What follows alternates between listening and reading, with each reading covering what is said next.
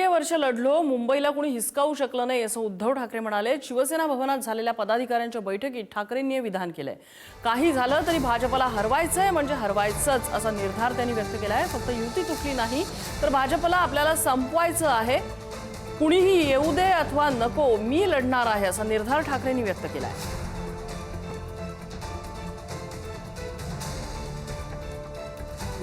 आपल्याला संपवायला मिळालं आणि हे संपवणं मी काही सहन नाही करणार। तुम्ही 31 तारखेनंतर तुमच्यापैकी कोणी येऊ न येऊ, मी एकटा लढणार म्हणजे लढणार।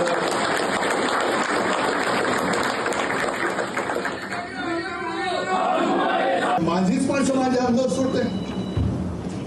जाना मी म्हणजे मी नाही, मी म्हणजे आपण सगळे आणि शिवसेना प्रमुखांची पुण्य म्हणून मी तुमच्या समोर उभा आहे। ज्यांना आपण ओळख दिली, ज्यांना आपण मोठं केलं, तेच माझ्यावरती वार करतायत।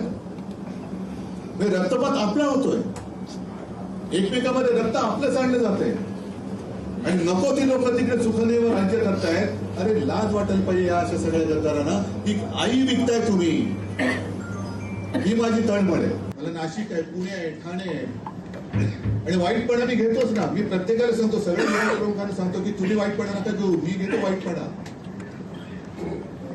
वाईटपणा आला तरी चालेल, पण माझ्या महाराष्ट्राचं चांगलं झालं पाहिजे। महाराष्ट्राच्या भल्यासाठी मी वाईट ठरलो तरी चालेल, पण तुम्ही मात्र तुमची निष्ठा विकू नका।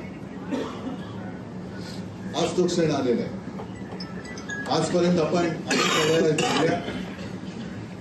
आजपर्यंत आपला भारतीय जनता पक्षाने तर दुरुपयोग करून घेतला। काँग्रेसचाही अनुभव तुम्हाला आलेला आहे आणि आपण इतक्या वर्षांनी मराठीसाठी आणि महाराष्ट्रासाठी महाराष्ट्र नवनिर्माण सेनेसोबत युती केली। मुंबई तोडण्याचा प्रयत्न हा काँग्रेसच्या सरकारने केला होता, मात्र त्यांच्याशीच दोस्ती तुम्ही करता आहात। त्यावेळी मुंबईची अस्मिता कुठे जाते तुमची आणि राहता राहिला प्रश्न भाजपने वापरून घेतल्याचा। थोडे इतिहासाची नीट माहिती घ्या आणि ज्यावेळी भारतीय जनता पार्टी शिवसेना युती झाली त्यावेळी सुद्धा भारतीय जनता पार्टीचे आमदार हे त्यावेळच्या शिवसेनेपेक्षा जास्त होते। त्यामुळे कुणी कोणाला वापरून घेतलं नाही।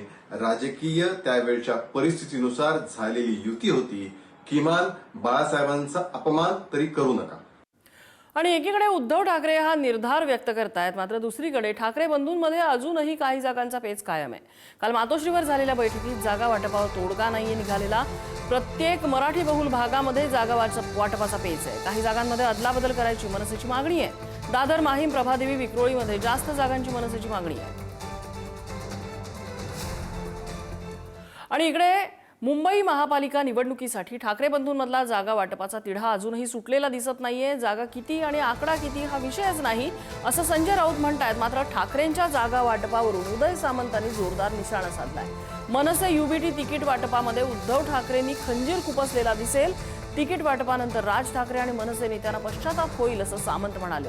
तर एकनाथ शिंदे आणि आम्ही उठाव का केला होता आणि एकनाथ शिंदे शब्दाचे किती पक्के आहेत हे तेव्हा राज ठाकरेंना समजेल असा इशाराही सामंतांनी दिला। कशाला पाहिजे किती जागा, आमच्या दोघांमध्ये किती जागा विषयच नाहीये।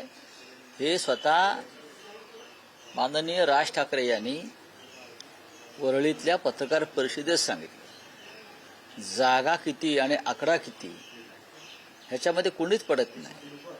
शेवटी जे काही राहणार आहे ते शिवसेना मनसे या एका कुटुंबात राहणार आहे। ठाकरे बंधूंची जी युती झालेली आहे म्हणजे मनसे आणि युबीटीची जी युती झालेली आहे, मी तुम्हाला आज अगदी जबाबदारीनं सांगतो की जेव्हा मनसेचं आणि युबीटीचं तिकीट वाटप जाहीर होईल तर युबीटीनं जागा वाटपामध्ये देखील मनसेच्या पाठीमध्ये खंजीर खुपसलेला असेल। या तिकीट वाटपानंतर राजसाहेब ठाकरेंना आणि मनसेच्या लोकांना पश्चाताप होईल।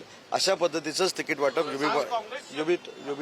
युबीटीकडनं केलं जाईल आणि त्यांना देखील कळेल की माननीय एकनाथ शिंदे साहेबांनी हा उठावाचा निर्णय का घेतला आणि एकनाथ शिंदे साहेब किती शब्दाला पक्के आहेत याची जाणीव देखील मनसेला नक्की होईल।